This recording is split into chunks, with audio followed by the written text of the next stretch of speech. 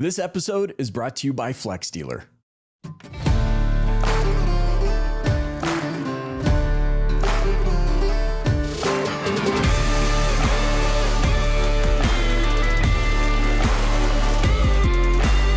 Hey, auto industry, welcome to this special episode of the Dealer Playbook podcast. We are here at the Toronto International Auto Show, and I am thrilled to be joined by Omar Gandhi. He is the chief architect at Omar Gandhi Architects and happens to have designed what I believe is the most beautiful display here at the auto show for Audi House. Omar, thanks so much for joining me on the Dealer Playbook. Oh, thank you, Michael. Really excited to chat with you today. This is definitely a different kind of thing for me. So yeah, it's pretty exciting. Well, there's so many things that I want to ask you about.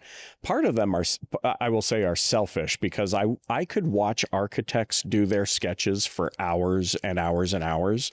And I know there's an art form to that in and of itself. And I can just imagine you probably have just drawers filled with architectural sketches. Yeah, I mean, often it's, musings on the back of things or, collections from my peers and my colleagues. So, yeah, it's, I think the beauty of it is it starts with very messy things. I love it. Well, and there's something poetic about that, starting with something messy and then turning that messiness into something of beauty, which has so many business applications.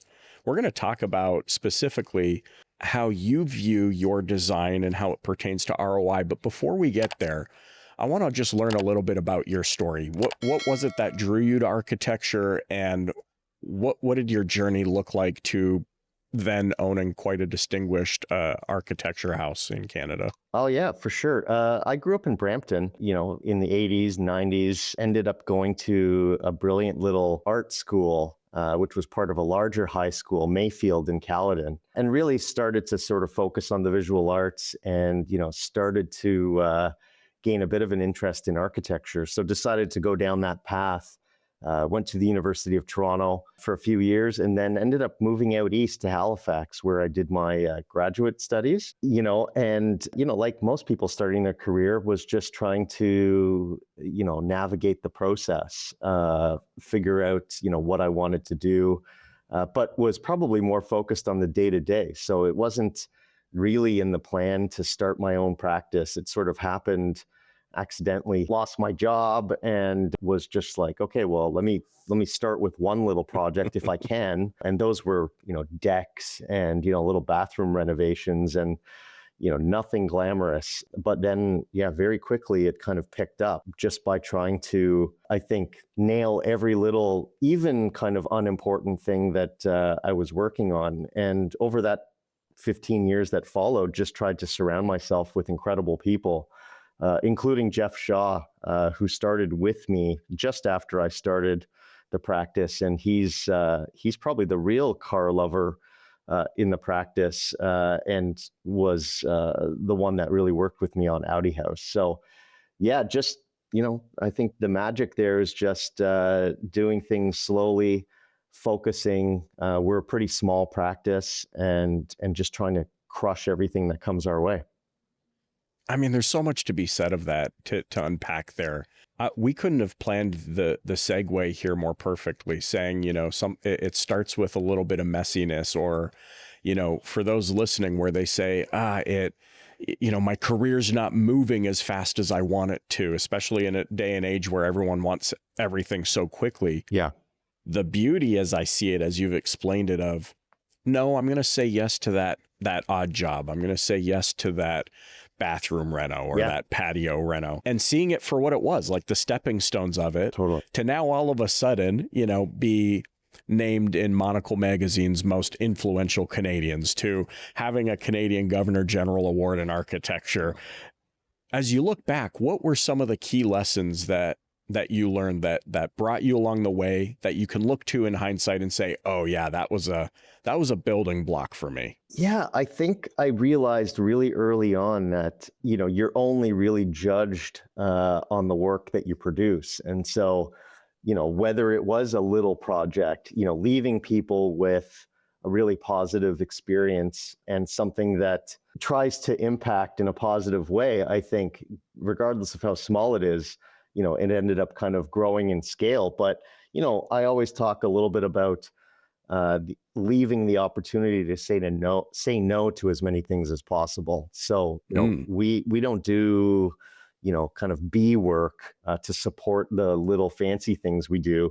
We only do a small number of really special projects, this being one of them. And, I think that you need as much time as possible to kind of immerse yourself to really produce something special. So, yeah, I think the other thing is, those kind of accolades that you mentioned, I would say that they, fire some, neurons or something for like half a second. And I think part of the trick of it all is to just not ride the highs, because, you're going to be hit with an equivalent number of lows, and those are going to impact you in the exact same way if you let it. And so we're just kind of obsessed with the process and just want to do incredible work. You've struck a chord in me. This resonates so deeply. I can't remember. I was just watching an interview with, this is going to sound crazy because now I'm letting people know what my YouTube algorithm looks like. But I want to say it was an interview with Donny Osmond. Yeah. And somebody asked him a question about, you've accomplished all these things, like you've just said, Omar, these accolades. You've, had 60 albums and, all these number ones. And he said something almost similar to what you just said. He said, look, the highs are great, but if that's all I have, then my lows would be incredibly low. Absolutely. And, for any creative person, I think you encounter the lows at a much higher frequency, and you can't really take it as such, right? I mean, I think part of that comes from, it wasn't something that someone told me. It was probably watching people, go through that and just think, these things are kind of, floating in the wind. Sure. You just can't let it impact you. We're constantly, God, we're rushing the high of just doing cool things. Like it seems like, not very poetic to say that, like, the fun is the thrill of a big part of it. But, when we, I'm sure we'll get to this, but when we came the other day to see the final build, it looked exactly like the renderings and was, I think, with people in it, better than we could have imagined, for something like this. It's been great seeing people's reactions to that.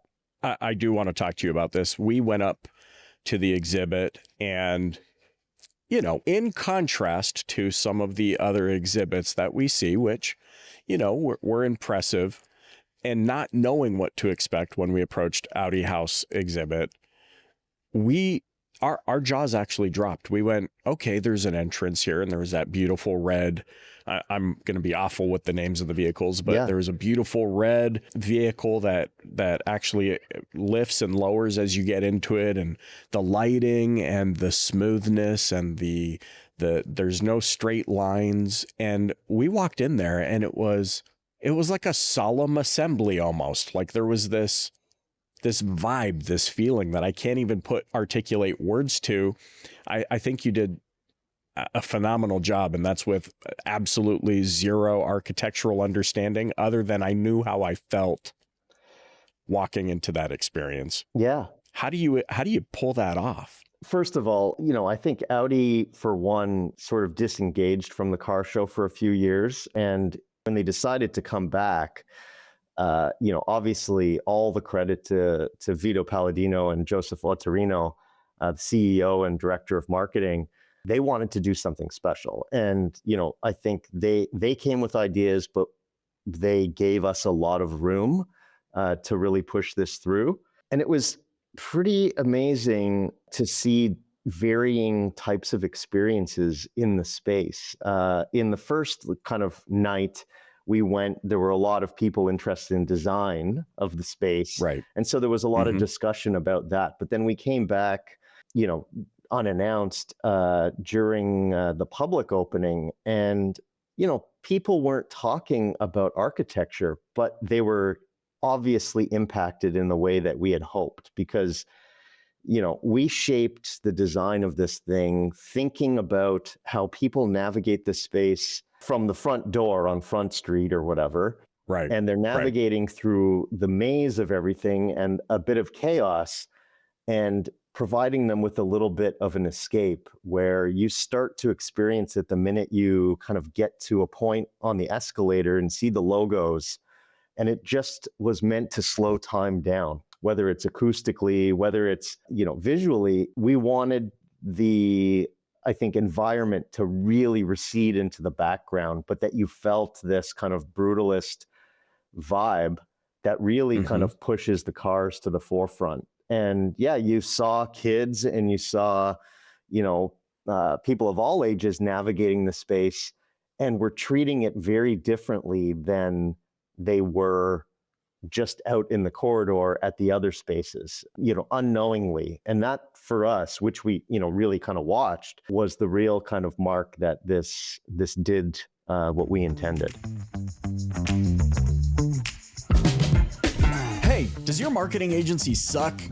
Listen, before we hop back into this episode, I know you know me as the host of the Dealer Playbook, but did you also know that I'm the CEO of Flex Dealer, an agency that's helping dealers capture better quality leads from local SEO and hyper-targeted ads that convert?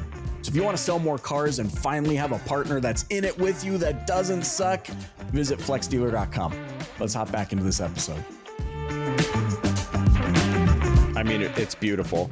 And for someone like me as a marketer, I appreciate so deeply the stark contrast. I'm a big fan of when everyone else is doing this, maybe it's the inspirational music and they want that, or the vibe, or the theme park feel, or whatever it might be.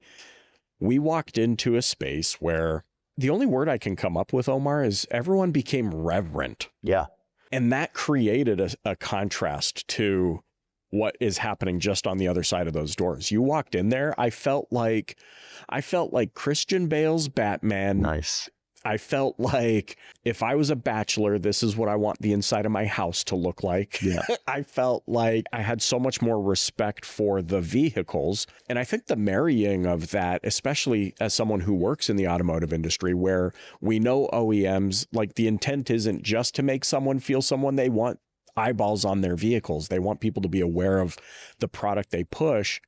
I think this might have been the first time that I actually paid attention to what the environment does to move that agenda. I think it's completely in line with the way that Audi, I think, presents itself in the marketplace as well, right? A real quiet coolness, maturity, without the bells and whistles. It's not a coincidence that we work with them. I kind of manifest that relationship maybe 10 years ago, where I was published in one of their articles, and then we had a couple of their cars at one of our projects for one of their campaigns. And so I think part of my own trajectory and the trajectory of my studio was driven by a common aspiration, or at least I found what they did really exciting and inspiring. And talk about origin story. I remember my employer, probably back in 2004, having an A4 all-road. And I remembered looking at that and just thinking, like, I want that car one day. And, the whole package that comes with it. You know what I mean? And, I don't normally dream like that per se, but that was, certainly the start of my love affair with the brand. As you're sitting down, I'm so curious about this, and you say, okay, we're going to start with the concept. Do you start with a feeling? Do you start with a creative palette? Like, what does it really look like to say, okay, I need to marry my design to true ROI for my, in this case, for Audi House? How do I make sure that what I put together actually moves people to an action that the customer is wanting them to take? First of all, it's certainly a lot of back and forth, but fortunately in alignment right away with ourselves and the team over there. But part of that vibe that we design that Jeff and I designed was driven by something we've been excited about for a long time. We've actually designed some private garages for people that really kind of had that kind of bat cave feel, right? And, there's something really sort of masculine and gritty and, the streets of Berlin kind of vibe to it that is very different than everything else. And so we were fortunate that it sort of fit in that thing that we've always riffed back and forth like school kids, just getting excited about things. But, I always say that we use light and texture and materials to shape an experience. So, whether it's the areas that sort of widen or compress, or there's a lot of texture on the walls with light that emanate through it, all of these things, start with very loose, rough sketches that are not meant for like public consumption. They're just throwing ideas on paper. And this was really the culmination of both Jeff and I think, dreaming for 15 years about something like this. And somehow this opportunity allowed for us to kind of really do that. It's fascinating to me. Like I said, there are so many firsts for me walking into this and knowing that I was going to get to speak with the architect who put it all together. Another first for me is realizing how much the space becomes its own character. Right. It's almost like a play, and every character has its, I've heard directors say this before. Like directors will say, we wanted the set to be a character of the movie, but now I experienced it. This was the first time I experienced it. This space became a character that shaped a narrative for Audi in what they wanted you to know about them, the position that they take, that they are a different automaker. You talked a lot about the back and forth, but from your angle as the architect, the one who really brought it all together, what's your take? What's your position on how the space compels people to move to a purchase potentially of a vehicle? I think in the same way that a person's frame of mind when going to a dealership is going to have an impact, I think their environment and their ability to kind of think and dream, with some clarity. And you can imagine, if anybody can do that at the car show with, thousands of people around, to have the clarity to say like, this is the car I really want to try and get, in my next purchase. It takes a lot of clarity with like, kids screaming and, people bumping into one another. Right. And so I think it's really important in a person's personal collection to have that kind of atmosphere, but especially in the dealerships. And I think we've seen that over the years, where you really have seen a change in the way dealerships have been set up for people to really have the kind of spatial and sensual experience that is going to allow for that dreaming to happen. Like, I think that's it, right? Like, I can't imagine in some of those other spaces with the chaos and not taking anything away from them. I mean, it just so happened that Audi really wanted to go for it in this scenario. But with the other ones, I mean, I found it overwhelming. Yeah. Yeah. Like I said, reverence is kind of the word. And it made me, my first instinct, it made me want to put my hands on the vehicles. I needed to touch something. Totally. And the other ones, I will say, frankly, made me not want to, I was like too afraid to touch.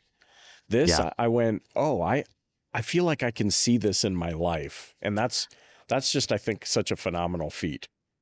Yeah. Well, yeah, exactly. I think your environment shapes that confidence too, right? Like it shapes, whether or not you're going to actually grab that handle and, open the door and sit down. Like, some of those environments maybe project that that's not something you're supposed to do.